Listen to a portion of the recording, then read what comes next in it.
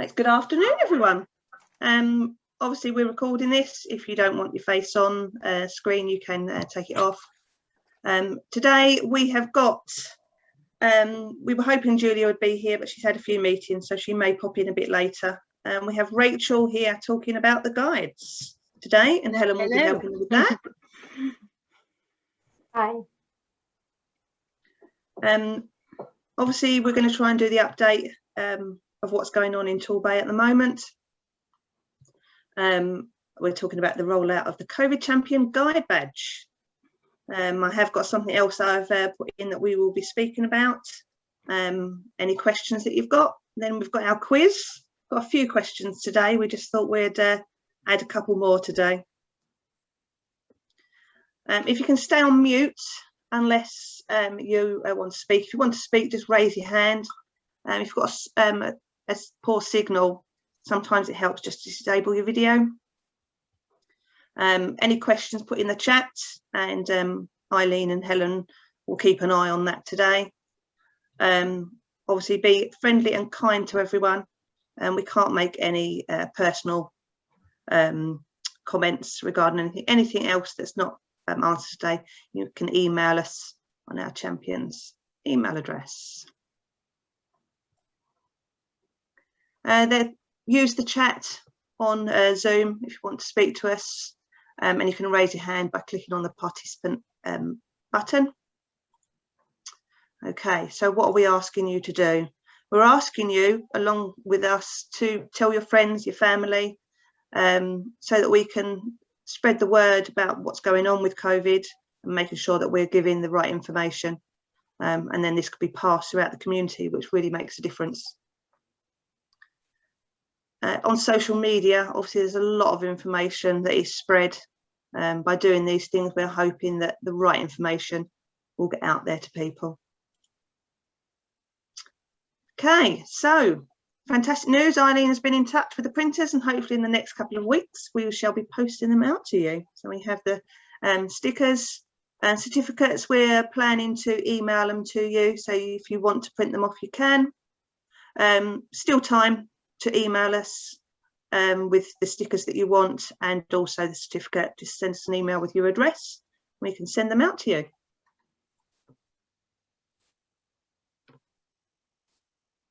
Okay, not a lot to tell you today, really. We've got the COVID overview, the latest case rates since early September. They're the lowest at the moment. In the last 7 days to the 14th of May, we had 15 cases. As of the 11th of May, there were no COVID patients at Torbay and South Devon Foundation Trust, which is fantastic news. 96% of those aged 50 and over have had their first vaccine, and 57% have had both. There have been no COVID deaths registered in 5 of the last 6 weeks for Torbay residents. So that is fantastic news that we seem to be going the right way with this. So yeah, so we ended up, that was the only information we had because it's been so good over the last few weeks. So it's very positive. I'm now going to pass over to Helen and Rachel. Okay, thank you, Kirsty. I'll kick off. I don't know if you've seen me before on the COVID forums. I'm currently on secondment with public health for 6 months from environmental health. And my normal day job is a public health practitioner, sort of dealing on the response side. But I'm going to take that hat off, and my other hat is one of the leaders at First Barbican Guides in Torquay. So we just wanted to give you some information on what's happening with our new COVID badge. I don't know how many of you have been a Girl Guide or a Boy Scouts or in any of those organisations. In terms of Girl Guiding at the moment, there are 500,000 Girl Guides across the world, which is a huge number, ranging from Little Torquay to India, Switzerland. We have world centres in all of those areas, so it's kind of widespread. Every single one of those girls will have been affected by COVID in some way, whether it's losing a relative, whether it's having their guide group affected, having a family with COVID, being COVID positive themselves. We were really keen to try and encourage the girl guiding groups to just think about this a little bit more and thinking about it a bit wider in a fun way as well. So just in terms of Girl Guides and what it's like at the moment as an organisation, some of you may sort of remember doing your knots and doing your cooking skills and things like that years ago.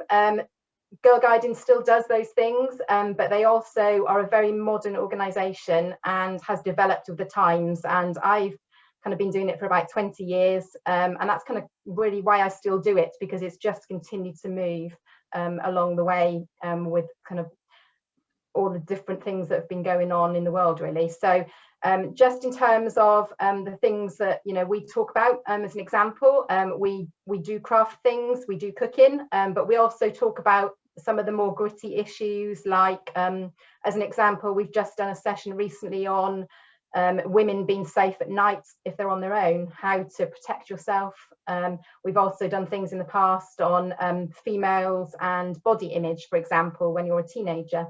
So we do sort of cover quite a wide spectrum, really, and try and sort of talk about all sorts of things at Guides. Okay, just in terms of kind of how Torbay, our unit particularly, has been affected by COVID. We weren't able to meet face to face at the start of COVID. We used to meet in the hall with all the guides face to face, obviously. We made a decision relatively quickly to try and keep going over COVID, and Rachel worked really hard to try and get us back onto Zoom. We were successful in doing that, and we ran Zoom sessions last year every week for the guides, which was really quite interesting and really fun. We had 15 girls, because we did have a limit because of the capacity of the, you know, what was going on at the time in terms of COVID, and the Zoom capacity really as well. So we did all sorts of activities on Zoom, from Pancake Day, for example, where the guides all did pancake making at home on Zoom. We didn't have any clearing up to do, so that was great. We've also had various kind of animals on Zoom as well. We've had tortoises and dogs and joining in on our guide evenings every Wednesday.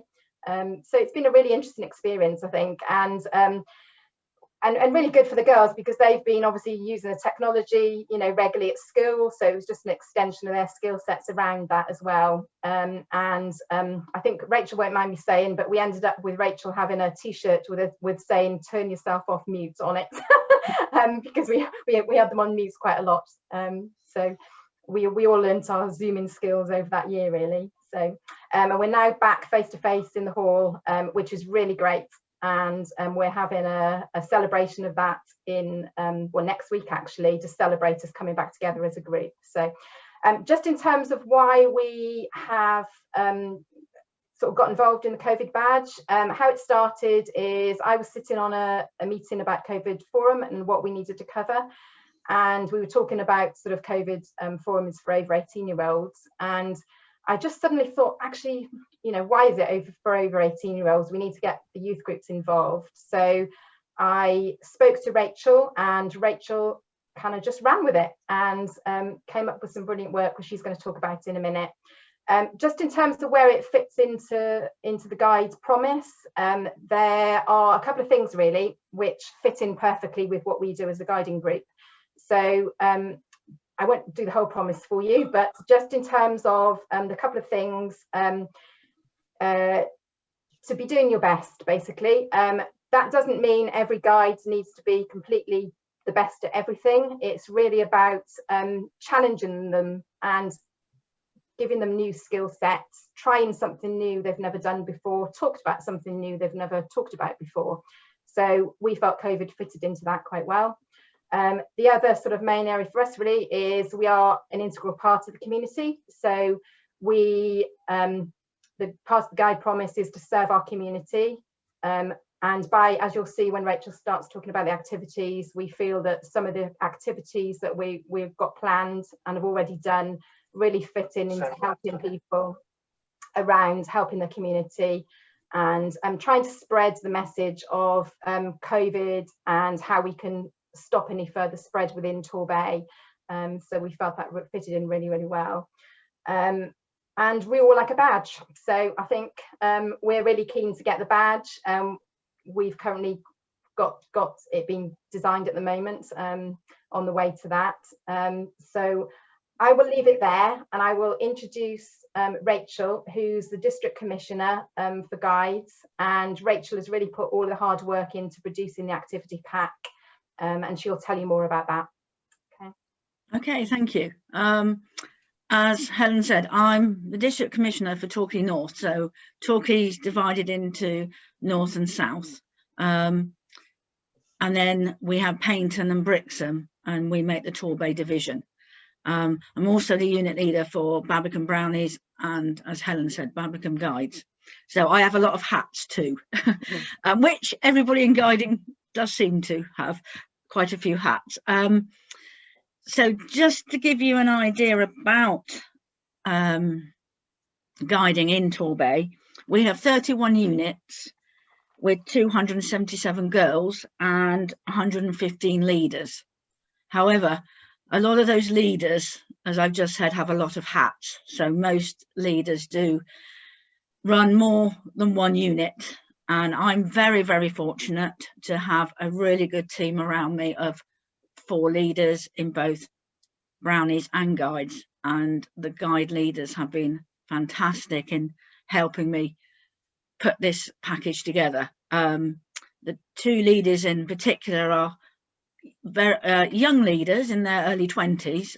Most of us tend to be a little bit older, so they've been able to put a different perspective on things, what it's like being furloughed and keeping guiding going at the same time. So I think Helen will agree, we're very fortunate in our unit that we do have a good balance of age is in the leaders to really encompass the young girls. Guides are aged 10 to 14. Brownies are aged 7 to 10. So you know, the aged band between 10 and 14 can be quite noticeable. So getting the programme to engage all of them sometimes is a little bit difficult, because you can have a young 10-year-old and an old 14-year-old, if that makes sense. So we really wanted to make this COVID Champions badge something that they would all really get involved in. And we launched it last week with Guides, and they were so enthusiastic and engaged and really took it on board. So we've launched it with first Babbacombe Guides, and we are now launching it across Torbay. So we have Paignton on board, and I'm waiting to hear from Brixham. Obviously, as District Commissioner, it makes it a little bit easier because I can contact the other units and fully engage them. We are hoping, and just waiting for authorisation, we have launched a programme for Brownies as well, because the Brownie leaders that saw the programme we put together for Guides were so enthusiastic and said, you've got to do this for Brownies, which is going to be fantastic, because this has affected, COVID's affected everybody. It's affected, as Helen said, our units, our leaders, everybody in guiding community has been affected, and in our community. And as Helen said, it's so important for guiding that we are part of our community. So that is what we've done in this programme, is to really work in the areas of guiding that we can help in the community. We have been a little restricted because we have a programme to follow in guiding, which was launched in 2016-17, which every single Rainbows, Brownies and Guides and Rangers have to follow. So we have 6 main themes which run through the whole age groups. So I won't go into too much detail, but we've had to work this programme around our themes. So we have 6 themes, which are know myself, express myself, be well, have adventures, take action, and skills for my future. Now, why Guiding launched this was because they wanted a common programme for every unit in the country and across the world, because some units were becoming after school clubs and just colouring and playing games. So the whole idea of Guiding now is that we have a common programme. As leaders, we actually get given set activities for meetings for the girls to earn their badges. So these are called unit meeting activities and skills builders. So what we've done as a team is to adapt some of the activities to fit in with this COVID Champions badge, which means the girls are working towards the COVID Champions badge, but also fulfilling the programme as well. And this is why we've had it completely authorised from our county. And actually, they're really bowled over. I'm really, really pleased. But we've had to make sure that we are following the programme, because the main aim for the girls is to get their badges as well. So for all of those themes, when they work on the activities in the meetings and an interest badge at home, they then gain their badges, which is really important, because the brownies put their badges on sashes and the guides put theirs on camp blankets. So when we all go camping again, they can show off all their everything that they've achieved in brownies. Most of them start with rainbows, which I don't know if I said is age 5 to 7. So it all follows through. So please stop me when you want me to stop rabbiting. But I will just briefly say, so we split this badge, and one of the first Babylon guides is designing the badge that we will produce. So we're having a competition, which is they're due in next week, and some of them look fantastic. So we basically split it into 3 groups with 15 challenges. So we have the first part is COVID awareness, which we've already finished, haven't we, Helen? We have, yeah. We have. Yeah. So this one was to look into what about COVID. They then gave a talk or a play or a presentation about how to stop COVID, which was quite entertaining. And they've all designed a poster, which I will be forwarding to you. And last night we talked about hidden illnesses, which we really felt COVID was a hidden illness, particularly to start with. And that was actually one of our skills builders we adapted from our programme. And fully engaged, a serious topic, but in a fun way, so that they actually had a little bit of fun at the same time.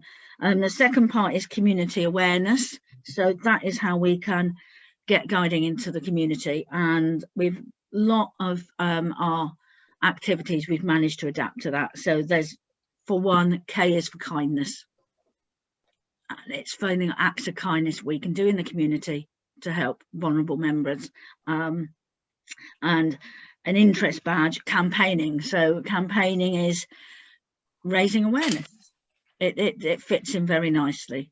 And then part 3 is the impact on us as individuals and girl guiding, and we feel it's really important. And I think it was mentioned earlier, so much misinformation that the girls have been exposed to, particularly guides at a vulnerable age. So we're going to address that as a serious issue.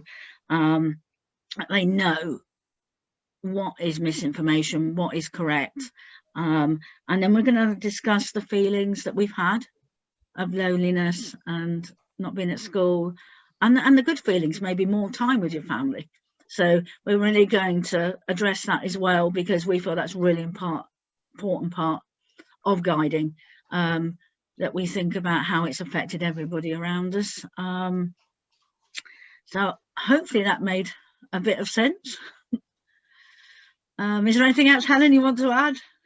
No, I just think I was just, when we were doing the initial activities last week, I was amazed by how much the girls knew about COVID and the facts. I mean, they were reeling off stuff that it just amazed me really, about the detail that, you know, I was quite surprised actually how much they were aware really, which was good, you know, and lots of it was right, you know, most of it was right. So I think that was really encouraging anyway. So yeah, I think one of our initial concerns perhaps was because obviously, well, hopefully coming out of the situation, that they may be not blasé, but maybe not so connected as they were maybe 6 months ago. But we certainly, the enthusiasm and the risk, because they all brought research in from home, was amazing, you know, really engaged, really thought about the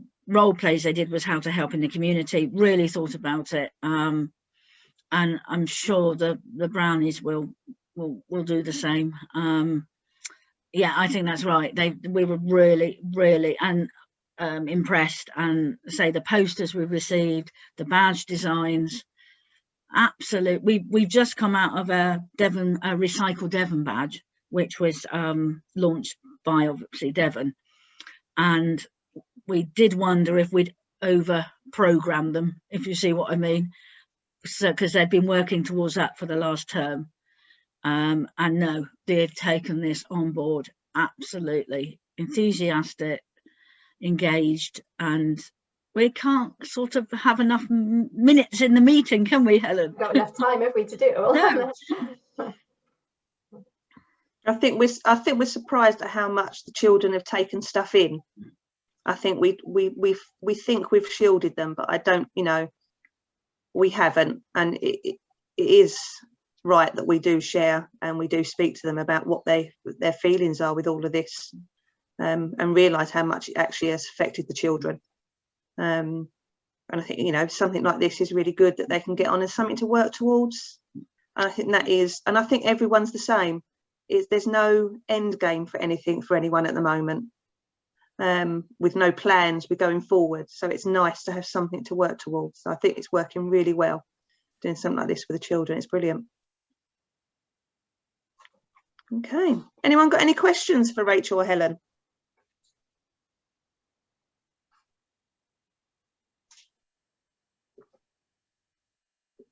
So I can't see anything on my screen. Everyone's still there? Everything okay?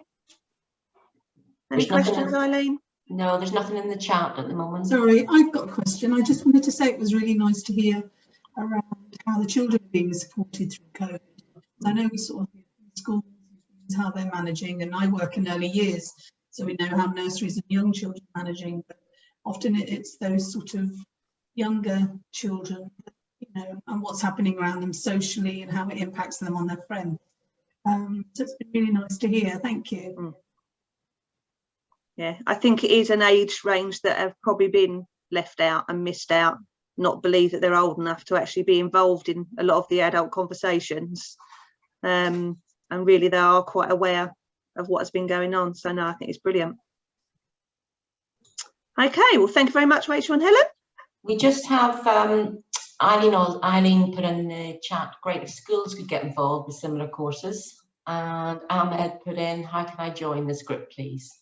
That's it. I think a few of us are a little bit too late on that one, but yeah, that would be great. That's brilliant. Thank you. Okay, so you can still see my screen, hopefully.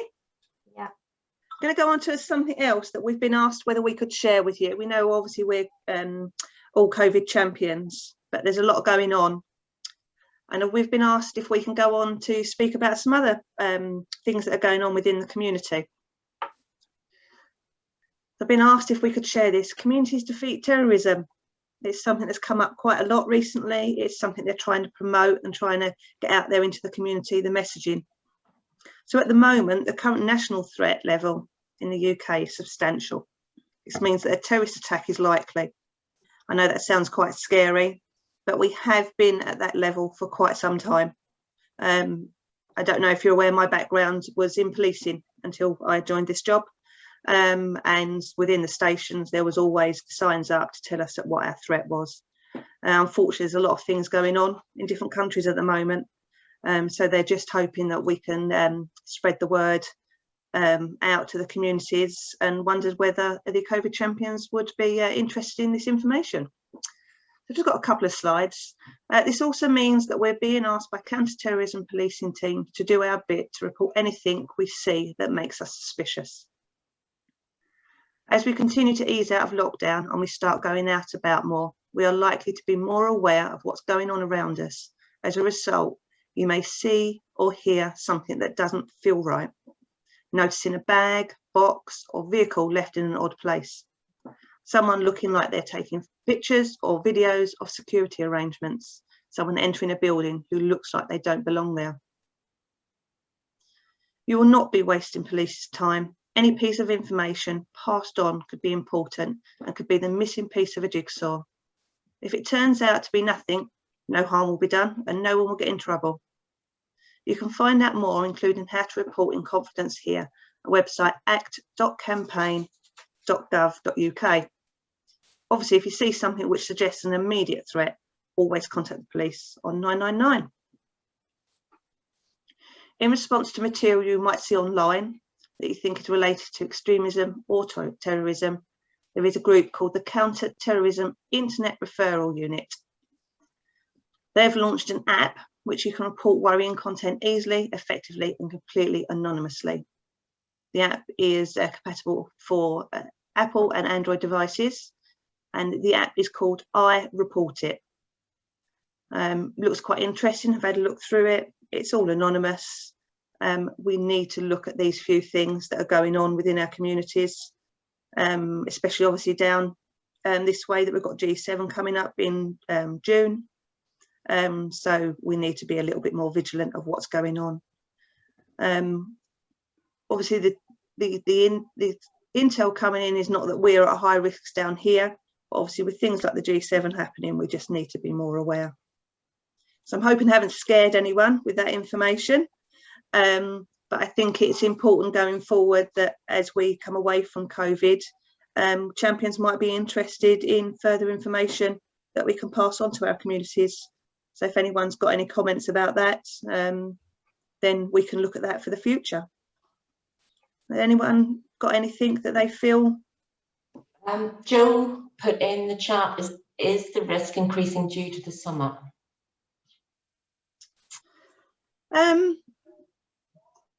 I don't think so. I don't think the threat's changing in that way. No, I think it is in general. The concern is because people are more out and about now, whereas it may have been that some of this activity wasn't happening because there wasn't a lot of people about. Now people are going out and about. It's easier for these things to happen. So it's just making people aware, and Torbay Council are working alongside to make sure that we can keep everyone safe and pass on the right information. Okay, let's go on to the quiz. Let's see what questions we've got. We can eat out indoors this weekend.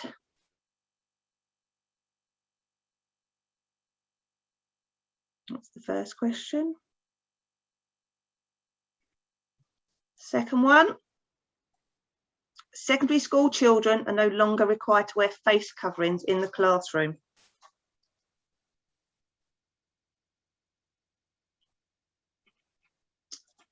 And the third one.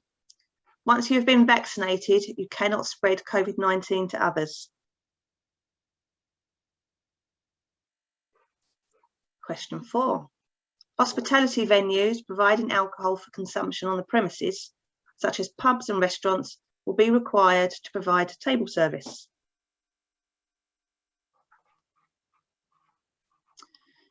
Question 5. If you test positive using LFD, you need to get a confirmatory PCR test.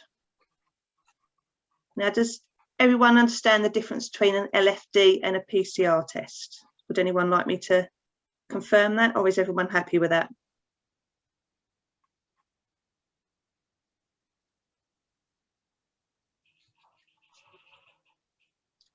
No one put anything on there, Eileen?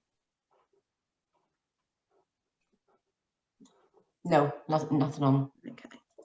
Question 6, social distancing remaining 2 metres apart is no longer required. Apologies, somebody's just put in, could you explain the difference, please? Okay, so an LFD test is the one that you do yourself at home. Okay, so that's the one where you do the swabbing and you record it on the Gov website. So I don't know if anyone's aware of them, but basically it works similar to a pregnancy test. So you put your sample onto it and it will tell you whether you're positive or not. A PCR test is one that is sent off. It's done in the same way. You do the swabs, but it's sent off and it is tested at a laboratory, and that comes back with the whether you're positive or negative on that. Right, that's all the questions. So how are we doing, Eileen? Answers are all still coming in. Okay. Okay, I think, are we ready to close? Shall I close and show results? Yeah.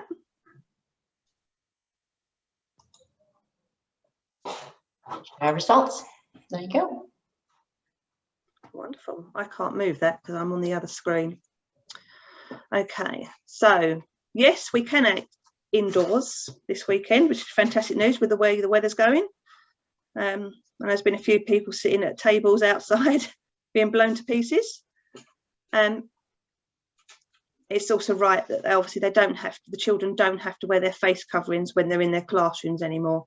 Still have to use them at other times, but they don't have to sit, which my 12-year-old is quite grateful that she hasn't got to sit for the whole day with a mask on. Okay. Although we cannot say for definite that you can spread the COVID once you've been vaccinated, we believe that there is still the potential risk of you having it and spreading it to other people. I can't go back on. I can't see all the questions to what the next question was. What was question 4? Eileen, can you move? Yeah, hospitality venues providing alcohol for consumption on the premises, such as pubs and restaurants, will be required to provide table service. That's right. They have to require. It is required that it's table service for that. So you can't go up and order for that. Question 5, if you test positive using an LFD, you need to get a confirmatory PCR test. Yes, you do. It's recommended that if you get an LFD test that tests positive, so you've got all the children, and some parents obviously should be doing 2 tests a week, you do test positive on an LFD, then you need to be booking a PCR test. This will confirm whether you've got it. So it is recommended if you do get an LFD positive that you must phone and book an appointment or have one delivered to home, so you can do that. And of course, question 6, social distancing is still required. Until the 21st of June, we are still saying you need to social distance, whatever the circumstances are. What will happen after the 21st of June, we don't know. But at the moment, you still have to socially distance. Okay. Right. Thank you for that, Eileen.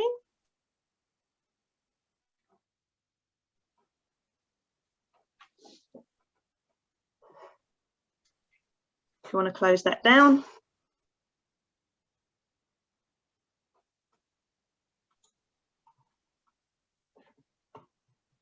Has it closed? No, I can still see it on my screen. Can everyone else still see the poll? I've closed it.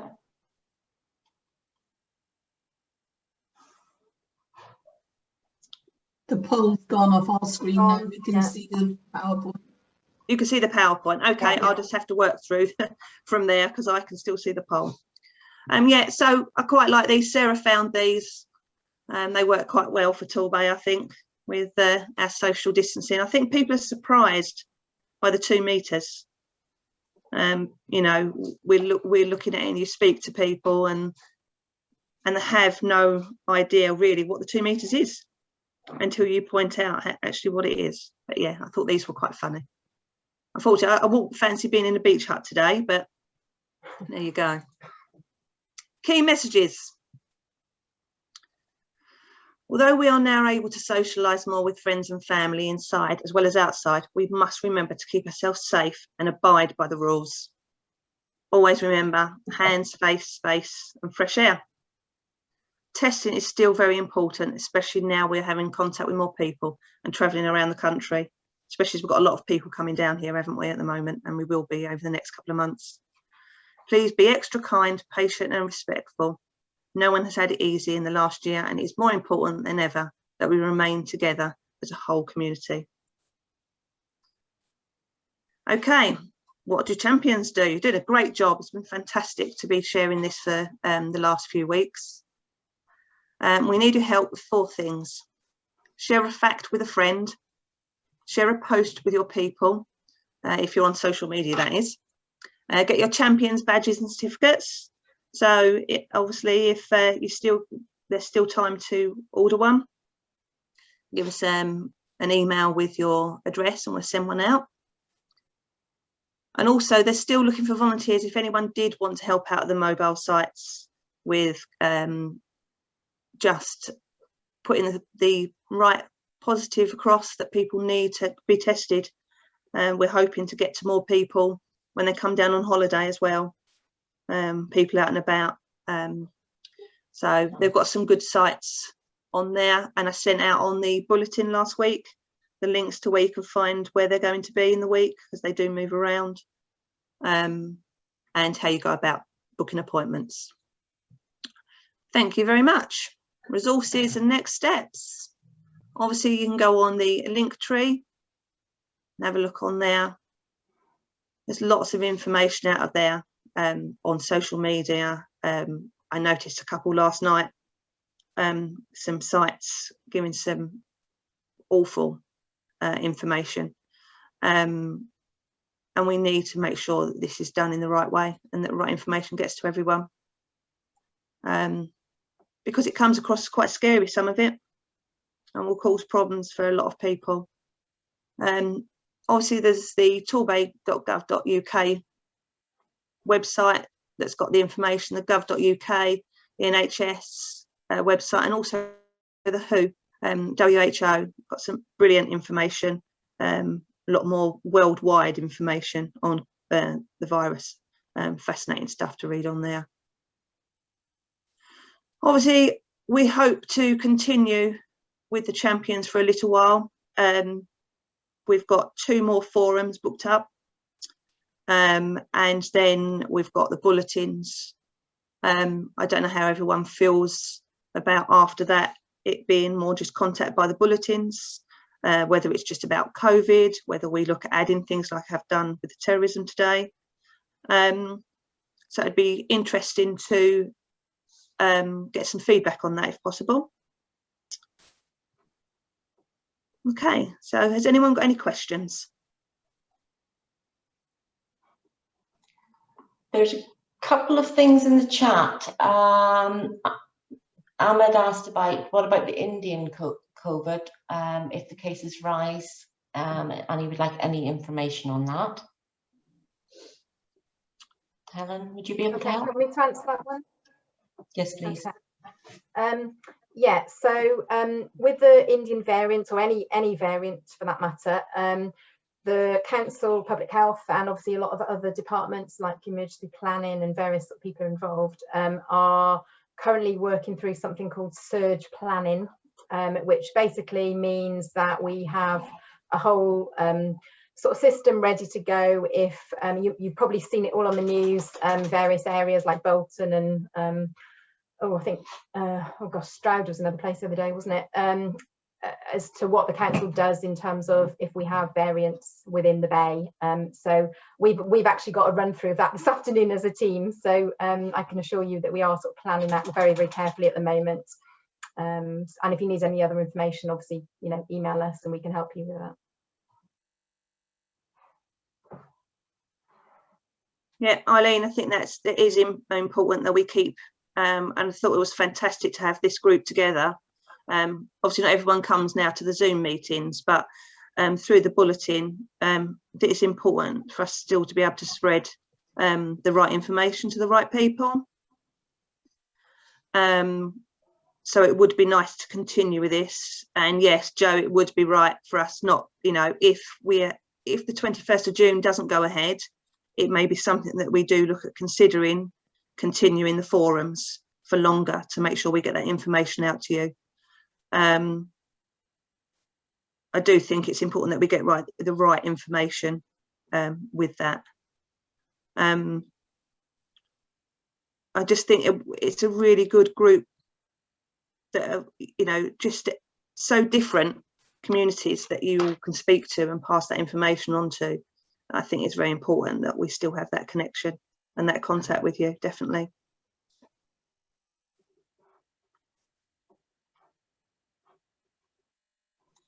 Tori, you're asking about the vaccination and pregnancies. Helen, has anything come out regarding that? I'm not aware of it, no, not at the moment. But we can try and find out for you on that one and put it back in, if that's okay. Just reading through what everyone's put. Right. Can I ask what others are doing regarding? If you like, I can speak that rather than you have to read it all. That's all right. I've got it. You're on it. Okay. That's right. On the website, you should be reporting negative and positive LFTs. Obviously, that is more for data to see how many tests are being done, but it is important to see that those tests are being done and report them negative. That's what we've been doing, reporting all of them. So yeah, so that's important. Can I ask how you do that then? Because if we can't insist as a business that they have the app to actually record their results.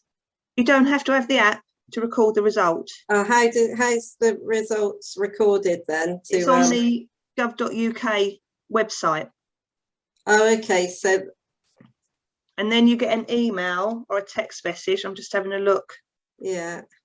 And then what happens is they get a text message through and an email to say that they've had a negative result or a positive result. Yeah. So they don't need to. You don't have to have the app to report the tests.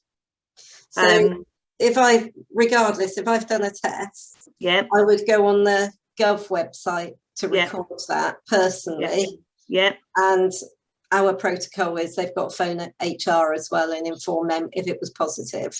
Yes. So everyone should just go. It's not the app. It's just go on the Gov website. Yeah. Okay.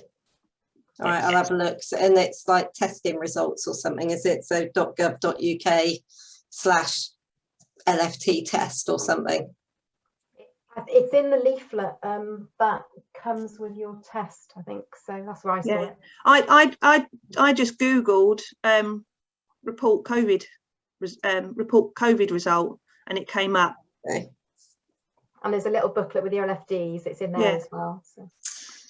And if you put all your details in, we had a bit of a muddle when we got our initial tests from the government. We had no centre number, and we had just one leaflet in the box of 1,000. You know, so it was. I think it's just got a bit muddled and a bit lost. Yeah, but once you've put all your details in, you just register on there. You haven't got to put all those details in every time. You just need to report a new test.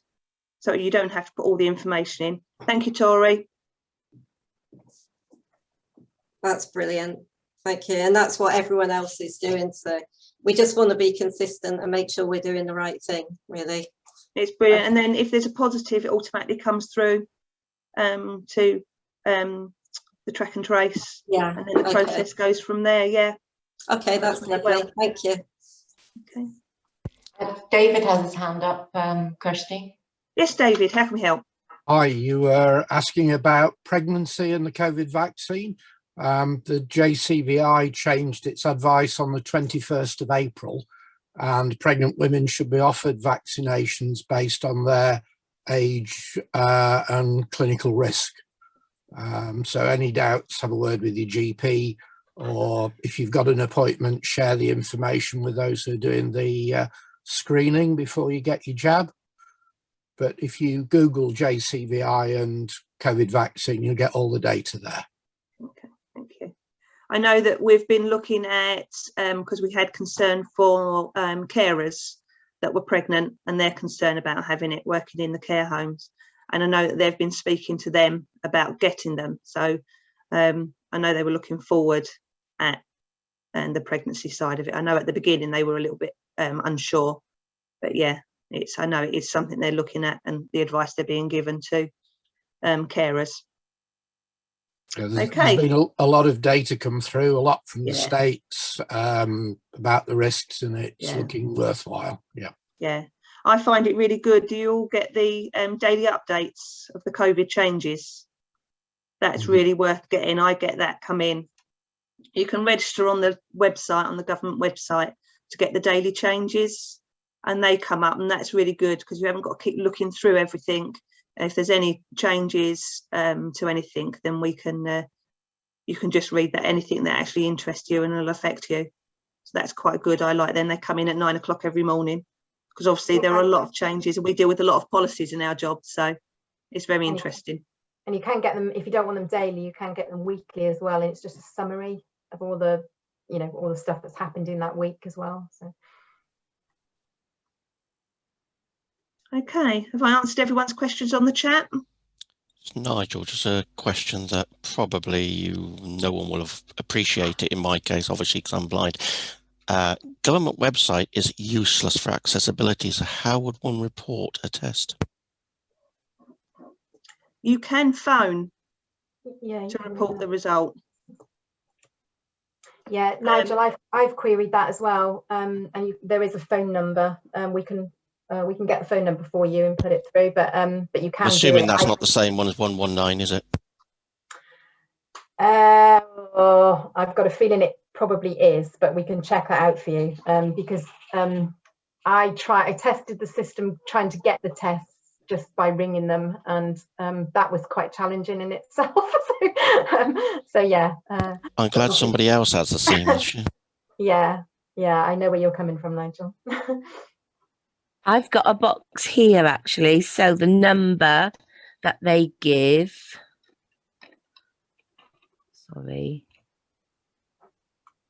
is 119. Yeah, I had a feeling it would be. I was just going to open my test pack of tests to see what it says. I think Nigel, it's hit and miss with that, because sometimes, I don't know if anybody else has been on that line very often, but sometimes you can get through quite quickly and you get a really sensible kind of way of dealing with it, and then other times it's not so good. So I think it's really a bit hit and miss on what day and what time you ring, really, unfortunately. But don't they have a straightforward email system that you can just email it through? I'm not aware of one, no. There's not one in the leaflet. Yeah, if I find out, we'll let you know, but I was told I had to go through 119 because I had the same question as you. Yeah, it's quite a lot. Yeah, it is. It does say report by phone 119. Nigel, if it helps, I can just report that through the .gov site and various people anyway. If you want me to do that, I'm quite happy to do that. Also, in this day and age, I'm surprised they don't even give you a text that you can send through. Yeah. It certainly would stop messing around with 119, because obviously that can be taking up time for people who's trying to pre-book a test. Nigel, I'll raise that and just see what response we get on that. It does say that the 119 is open from 7 AM to 11 PM. Yeah.